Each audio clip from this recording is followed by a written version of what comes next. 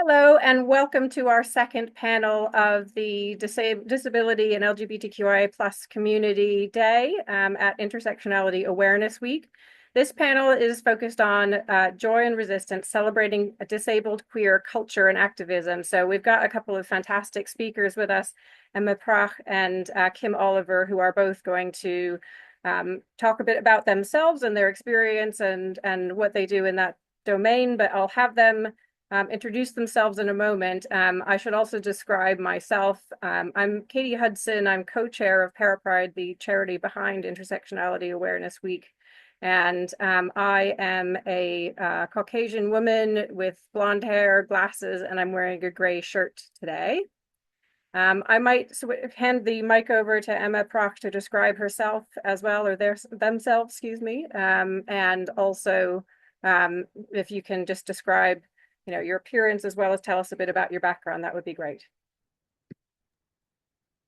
Of course. So hello everyone. My name is Emma. I have kind of medium length blonde hair. I'm wearing glasses and a floral green vest top. I honestly, when people tell me to introduce myself, I always find it very difficult.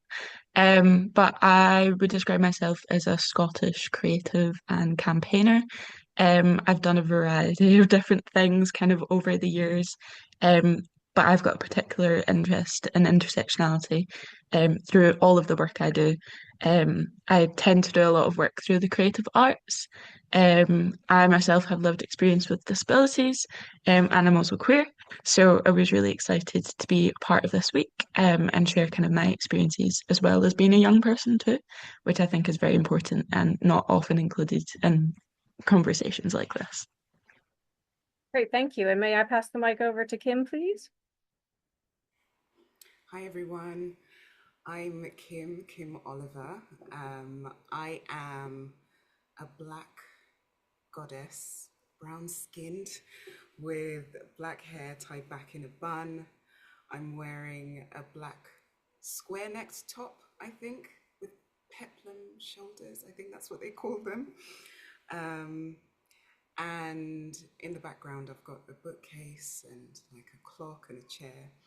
Um, and they're all white. So I'm coming very Scandinavian to your screens today. I am the co-founder of the Triple Cripples, a platform dedicated to Black disabled women and gender expansive people, and the co-founder of Our Living Archives, which is a charitable intracommunal healing organization. I'm also on the steering group for Sisters of Frida, and on the board for a few, well, I've sat on the board for a few organizations, and I'm currently on the board for the Black Feminist Fund. I'm a writer, a speaker, an academic, apparently now because I'm doing a PhD. And I have a special interest in intersections. All the work that I do is to do with the intersections of ability, race, gender, and all of those things that, come with talking about those three things in tandem. And so, yeah, I'm here. I'm very excited. I'm also glad, Emma, that you're here because, as you said, young people don't always get included in conversations like this. And I think one of the things that I'm really concerned about right now is stewardship and how we get our movements to continue, by making sure that young folks are actually at the helm of the decision making and working out actually what is a better way to do this. Because obviously, I don't know, I'm an auntie now, and there are things that I will think of that perhaps are outdated, and it's good to have the folks who are going to be living through the changes alongside. Yeah, I think that's it for now. And then I'm sure we'll delve into other things. Great, thank you. And I don't know if it's just me, but your audio is a little bit low compared to some of the other speakers. So if you could try, I don't know if you can get closer to a speaker, but just for those members of our audience who are listening to the audio, it would be great to make sure we catch everything. I know the captions are actually capturing everything, but if you can get any closer to the speaker, that would be great. I am going to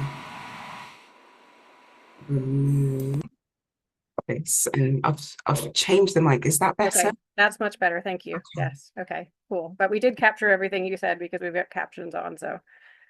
Okay, perfect. Well, I am maybe going to move into some questions for us. And I guess I'm really interested to hear maybe some different perspectives from each of our speakers, perhaps starting again with Emma, looking at, how we cultivate joy and community in spaces and situations that are often exclusionary. I know that's obviously quite a challenge in maybe a world that isn't built around disability, for example.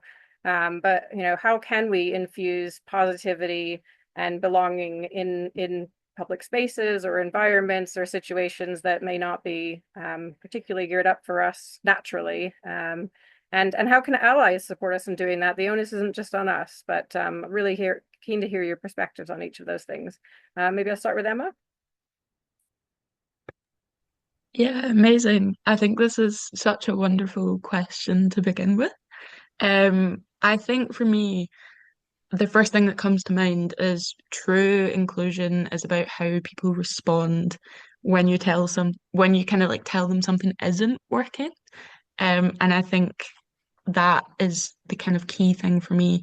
I find joy and community in the people I surround myself with, especially the people that welcome feedback and don't get defensive if things are inaccessible or aren't quite working for the groups you're with. Um, I think the most inclusive spaces are kind of built not with perfection, but with the attitudes around it. So the kind of important pillars that I see are compassion, accountability, and that willingness to grow. Um, yeah, I think a lot of the time, especially when we're talking kind of with that intersectional approach or in the lens of intersectionality, um, it's very important to think about the context and the kind of structural oppression that sits in a lot of different issues. And I think for that, everybody is so unique and have their own identities, and that interplay between those is how we're going to experience those different things. And I think the important thing surrounding that goes back to that ethics and values thing. Um, we might not have the same experience, but if we have the same attitude towards it, that's what true inclusion is. I think for me, a great example of that is in a previous role that I was involved with the Scottish Youth Parliament. I worked with a colleague, Shafab Cass, for almost 3 years to get an accessible toilet installed in our local youth centre. And that came about because of our shared experience, both as disabled people, but we experience that disability and oppression in different ways. So Shafa is a brown person. I'm white, so I have privilege when it comes to kind of like the race in that experience. And our disabilities as well are very different. But it was that shared kind of value and change that we wanted to see for our community, that I think really brought us together and had that kind of inclusion encompassed in it. Great, thank you. And Kim, I know that you've done quite a bit of work on the kind of harmonies and dissonances around intersectionality and marginalized communities. And so I don't know if you'd have a different answer or much in agreement with Emma, but I would love to hear your response to that question around kind of cultivating harmony, joy, creativeness, kind of positive ways of integrating lots of people with intersectionalities into like the social spaces or in academia or at work, and the kind of positive things that we can do. So I think I agree with everything Emma said about values and making sure that folks align. I do also agree with what you said at the beginning, Katie, that the onus isn't on us to make make the spaces right and make them accessible and make them inclusive. And often it can be extremely difficult to do that in certain spaces. So even if I think about within academia, I do not fit the archetype of what people expect an academic to be. And often when I enter spaces, folks are confused as to why I'm there, right? Not just because I'm a Black woman, I'm a big Black woman as well, but I'm also a wheelchair user. And you don't typically see us in institution. And so for me to enter a space and say, I'm going to cultivate joy here when there is hostility or where there is kind of rejection of my existence is a difficult thing. But what I do know is some of the power that comes with being in the margins is that I can see the picture more clearly than those on the other side can, right?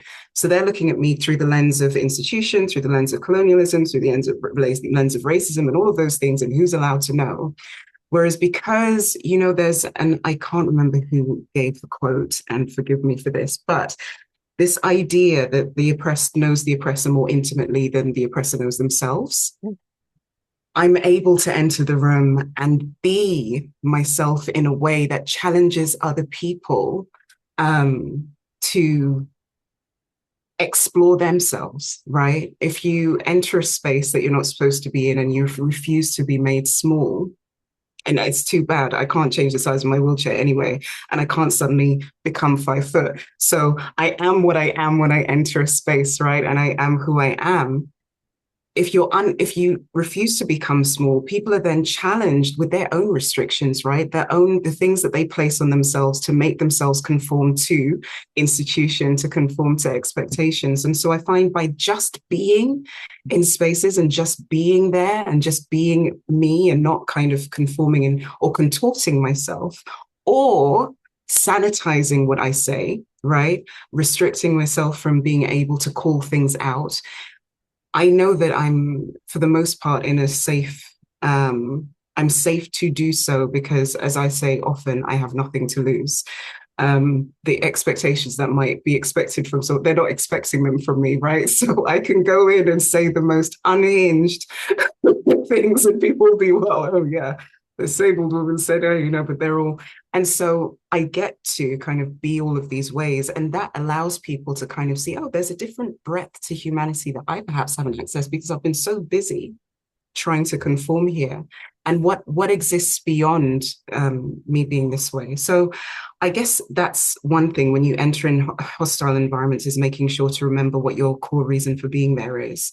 But in terms of cultivating joy, as Katie said, most of the joy that when I'm in community, joy comes from being in community, right? And from being in spaces with folks who have shared identities, but also have respect for the fact that we know that our stories may not always be the same. And understanding that those differences are not rejections of each other, but stuff that allows us to learn from each other. I'm from a Black community, and so I have to think about what disability means sometimes in those communities. It's a pain point. I'm queer, what queerness can look like, how it shows up in community and how community interacts with queerness. Being able to bridge the gap also means knowing that not everyone's going to be on the same page as you. Not everyone's going to understand all the things, but there is a way to be in community with each other. I went to an event by Healing Justice with Prentice, and they were talking about healing, and it was called How to Heal. And they were talking about how do you be in community with people when you don't like them, right? How do you show up when you don't like them? And I don't think you have to like each other to show up for each other and show care. I cannot like you, but still understand that you have particular needs and meet them. You cannot like me as a person, but we can still make sure that we're calling certain things out so that everybody's experiencing an equitable form of humanity. It's learning. And I think it's the more that we do it and the less kind of exclusionary we are. Although I believe in safe spaces, I think there is also space for bridging the gap. But some of the work that I do is kind of getting all of the community together and saying, hey, this and this and this is the case, and talking about it as if it's a matter of fact and letting everyone get on board. So I think it's a difficult question, but it's a good one. And I think there are lots of responses that would be correct. Yeah, thank you very much for both of you. Actually, some of the things I'll maybe segue to the next question by picking up on some of the things that you were talking about, kind of difference, but showing up as your full self and like having that impact the environment that you're in a positive way.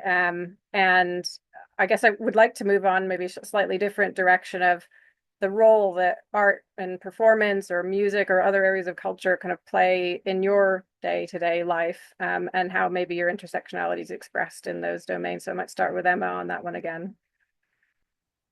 Yeah, another beautiful question, and one that relates so much to what I'm doing and have found myself doing in the past few years. So I am the founder and CEO of a charity, very, very small charity up here in Scotland, called Project Sonrisa. And we specifically look to raise awareness around mental health, but through the power of the creative arts. So we've shot documentaries, we have a podcast, and our key values are inclusion, intersectionality, and innovation. Um, I think that has really aligned a lot with me, and has been a really important thing for creating change in the world. I believe that everyone is an artist, and it's just that some people haven't been given permission by the world to say they are. We know that art is such an important part of resistance, specifically in times of oppression. And we see kind of as the world, I feel like right now we're in a kind of a period of time where a lot of the political climate, we're seeing quite strong views. Um, and in times like this, you do start to see art, and kind of performance and culture really rise. And we've seen that over a variety of periods in history. I think for me personally, art is definitely the thing that keeps me going. Um, I think people that don't call themselves artists, is where you see the most rawness and resistance and truth. For me, poetry has been a kind of big thing. And particularly in the last year, I've had not so great time with my own mental health, but poetry has been that thing that has kept me going. One of my favorite poets, Isabella Dorta. I went to one of her shows recently, and it's the first time I read my own poetry out on an open mic, which was really bizarre, and I hardly remember it. It's all a blur. Um, but being seen by so many people that have that shared language through art is just so important.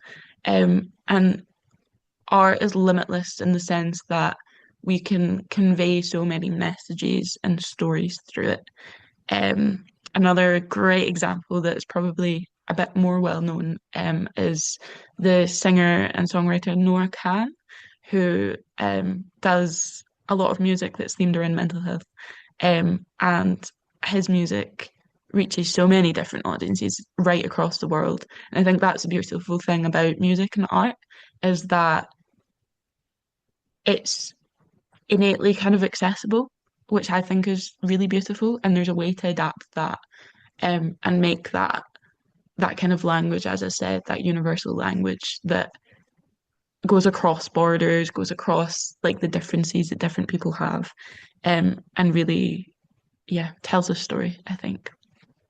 Great, thank you very much. And I might maybe reiterate the same question and see what kind of Kim's perspective is. So again, it was kind of thinking about the role of art, performance, music, and culture, and really using those kind of channels in order to be able to express any kind of element of intersectionality. Hmm. I think it's art for me, and I guess because I'm always thinking about art and media within not just what I do. I feel like what I do is everything that I am as well. So it's very hard to remove them from each other. But art to me is not just something creative that we participate in. It is something that shapes our ideas of self. It shapes the way that we see the world around us. It shapes culture. But it's also, for me, very intimately, how I feel about it is that it's an ancestral technology. It is something that the unspoken can be communicated through. Things that are, I guess, locked in our genes and our DNA can be unlocked through sound, through vibration, through observing the image. And certain ideas can be triggered through all of those things as well. And some of our history is locked in art, right? Our understanding of our cultures is locked in art. And so for me, it is something that's an integral part of life, but also I think of it as a way to transform future.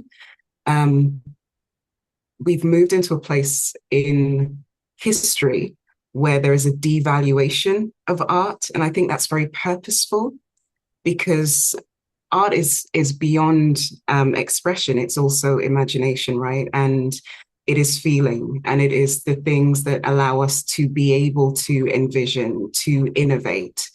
It, as you said, Emma, it also connects, right? And so the less art we have, the less ability we have to be able to express and innovate and imagine difference and connect with others and see the world for what it has been and for what it could be as well. And so for me, it's looking at not just art in the disciplines that we understand, but the possibilities that art can have. I think about that often. I love all forms of art. And I think there are lots of things that are art that we do not consider to be art because art has been devalued, right? So we are not looking at certain types of craftsmanship as like a refinement of a particular type of art.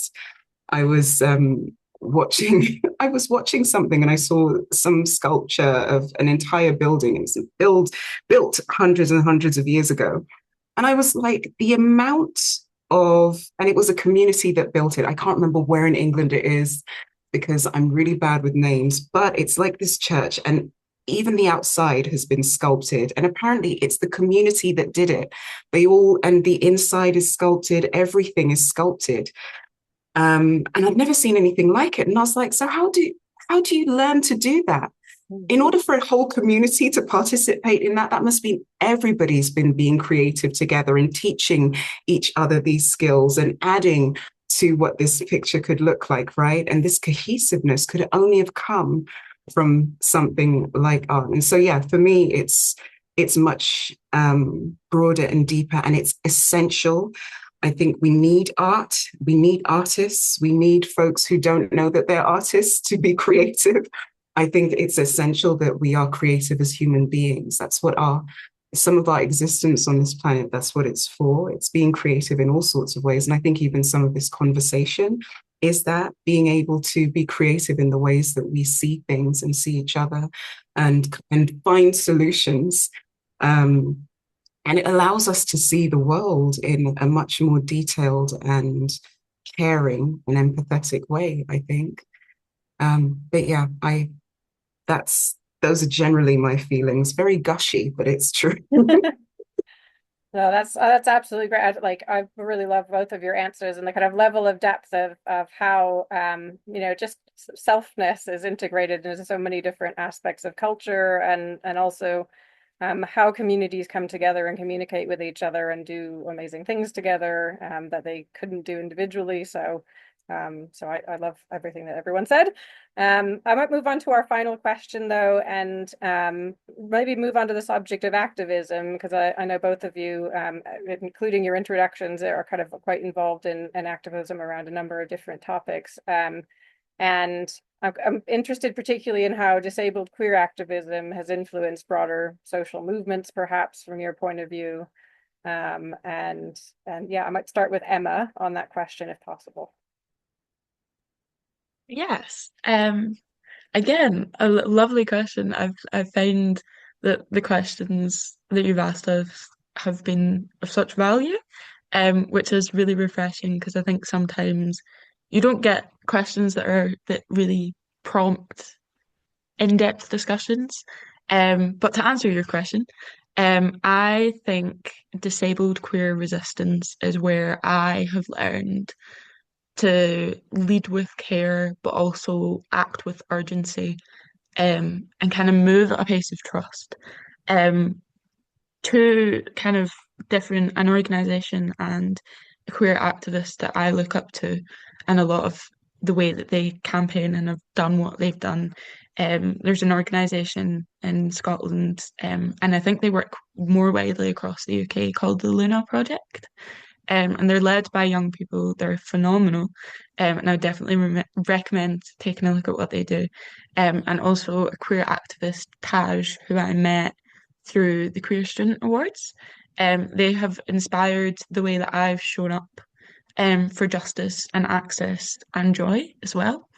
I think a beautiful example of the kind of legacy of particular kind of disabled activism um, has been this phrase that we hear so much, particularly in the third sector and kind of campaigning space, nothing about us without us, which started as a disability justice movement, but has become a slogan that I hear so often now quoted across climate, racial justice, gender movements, kind of everywhere. And that legacy is really beautiful because that phrase itself holds so much power.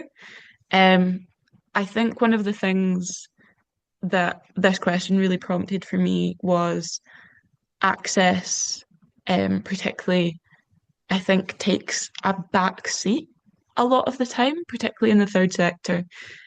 Volunteering, for example, is often a classed and ableist space.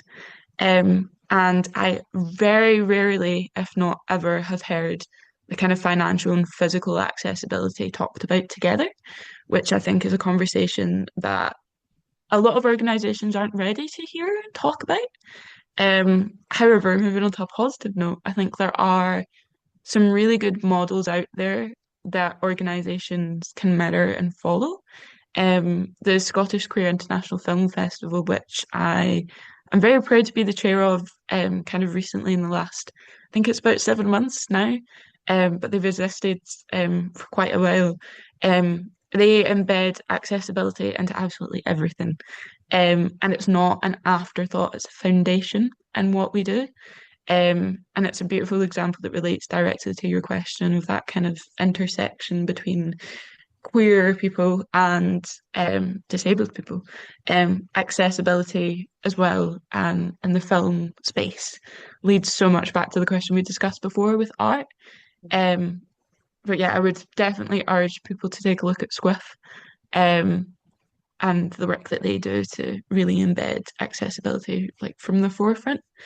Um, I think one of the other big things that comes up for me with this question is, as a leader and somebody that has been involved in a variety of different kind of campaigning things over the years, I think rest is such an underrated thing in our spaces.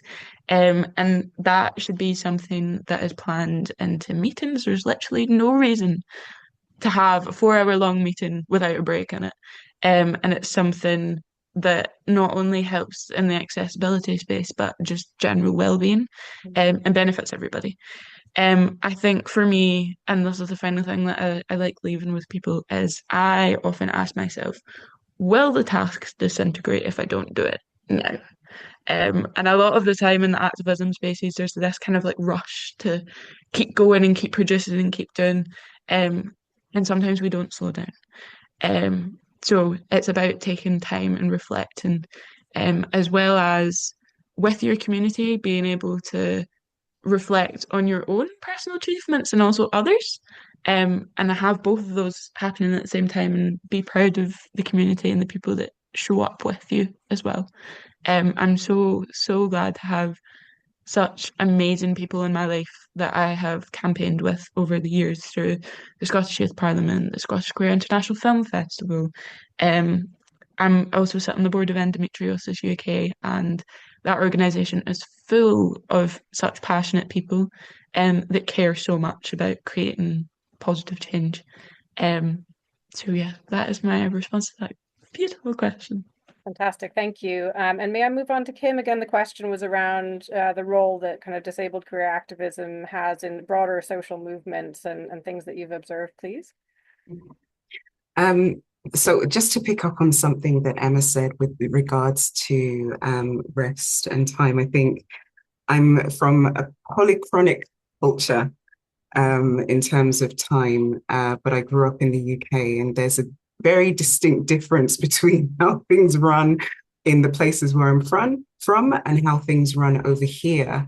And so I've always been very aware that I've been told that one is wrong and one is right. I've been told that, this monochronic, everything is to get done is correct, when actually the other, which is kind of world majority kind of pacing, is actually much more conducive to communal care and to kind of well-being and all of those types of things.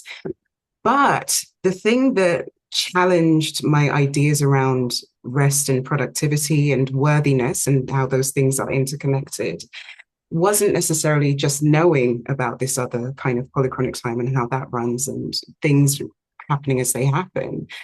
It was disabled folks, right? It was other disabled folks who were like, we run on crip time. We don't we don't adhere to these rigid ideas of how to produce and when to produce. You can do it when you can do it, Kim. It's fine.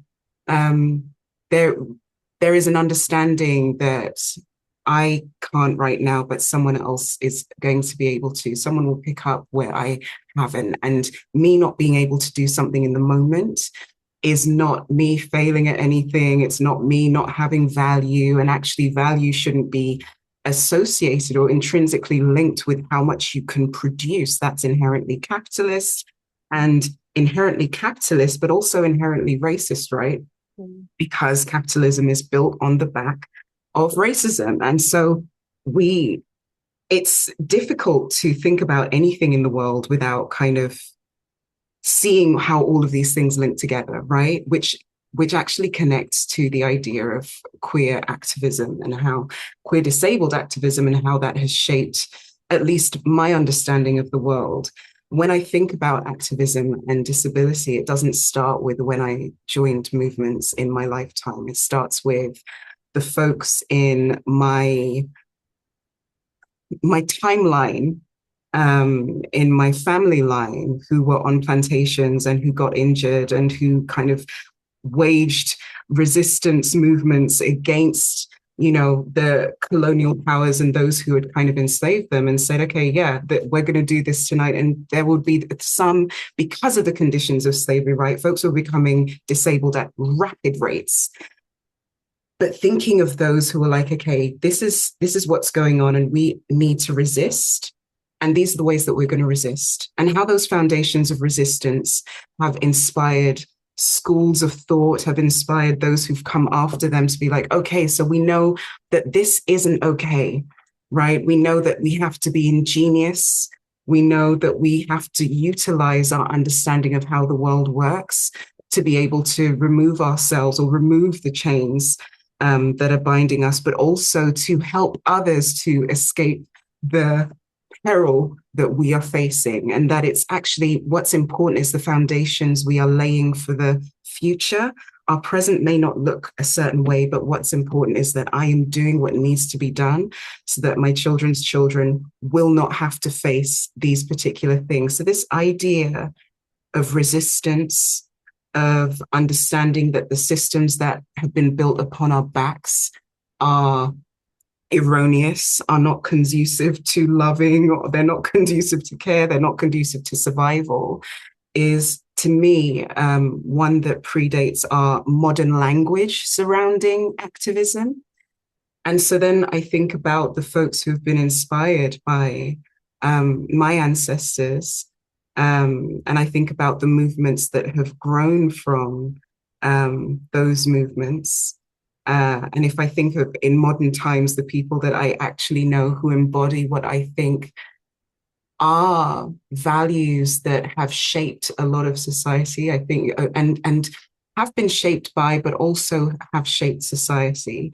I think about Sins Invalid. I think about Sisters of Frida, actually. I know if Eleanor listens to this, she'll be like, what are you talking about, Kim? You don't understand, Eleanor. I also think about organizations like the Black Feminist Fund that I'm on the board for, who are kind of acting as a funnel to funnel resources towards queer movements, towards queer disabled movements, towards Black feminist movements in the global South, who have been deprived of not just funding, but an ability to even get the foot off their necks, right?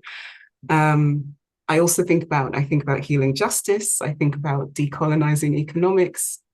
I think about Michelle Daly, who is one of the people that I've met in life. I've only interacted with Michelle a few times, but just the way that Michelle is as a person is a great learning for me. There's a wisdom in the way they move through the world, in the way they communicate. And actually, a lot of the disabled elders that I've met, the disabled elders who are people of color, like have really shaped my understanding of the world and have really set like a precedence for us being able to pace ourselves with the work, but also understand the depth and the breadth of it. There also quite a few of them have been at the helm of getting their colleagues to adapt their thinking to be able to understand that. Because, you know, the language wasn't there before for certain types of transness. The language wasn't there before for the whole spectrum that exists under the umbrella of LGBTQ plus. And some of these elders have been the ones going, get over it. This is what it is. Let's do it. And talking to their peers. Whereas sometimes there is a gap between younger folks and the languages we're using to describe things, and getting the folks who have been the vanguard for change, getting them on board. And so I think when I think about, Black disabled folks, when I think about disabled queer resistance, I think of the elders who've come before. And then I also think about, you know, the organizations that I'm interacting with and some of the folks who are disability adjacent, who have made sure that the core of their ethos is based on the learnings that have been garnered from disabled queer movements, from Black disabled elders. I'm thinking of folks like Nova Reed and kind of looking at hidden histories and series that she just recently did, which kind of covers the history of like all of these great women in Jamaica, and the inclusion of that understanding of, okay, what is the intersection of queerness here? What's the intersection of disability here? And making sure that it's not just us talking about those things, that the folks around us are also making sure that it becomes common in lexicon. And so I think, that's definitely what I think about, and making sure that we are never quiet about honoring those who have gone before. One of the reasons I always mention my ancestors and I always mention the history is because it is important. We cannot go anywhere if we do not know what has gone before, unless we repeat the errors of the past, if you want to call them that, then we have to know like the shoulders of the giants we stand upon, right? Anyway.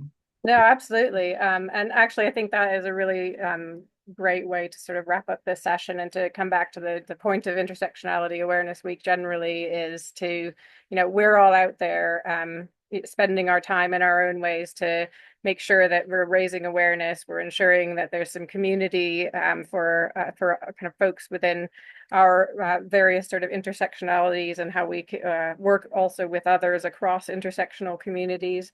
And I like that both of you actually mentioned rest as so important, because I think in the ableist culture, even people who are not maybe from the disabled community feel a pressure to kind of pack a lot of things in to always be performing at their highest level, and that's not fantastic for well-being and, you know, physically or mental health for anyone, but, you know, particularly you know, being compassionate and being self-accepting also of, you know, your, you know, this is what I can do, this is what I bring to the table, that, you know, it isn't less than it should be, it is, you know, this is exactly how I want to show up in the world and the impact I feel I can make, and there's no right or wrong or feeling bad about it. But it's actually, I think all of us have shown through the course of this conversation that we're bringing quite a lot into the world, and we're all involved in a lot of different initiatives to try and surface the experience of our community and try to drive that change. And I love what you said about kind of standing on the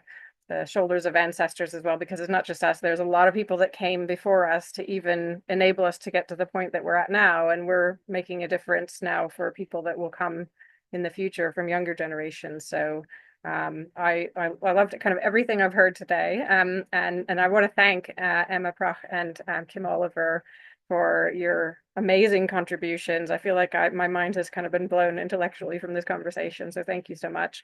And I also want to thank Francis, our BSL interpreter, for following along in this conversation. We're going to wrap up there and say goodbye, but please do continue to watch the content for Intersectionality Awareness Week on the website. And we look forward to seeing you in another session. Thank you.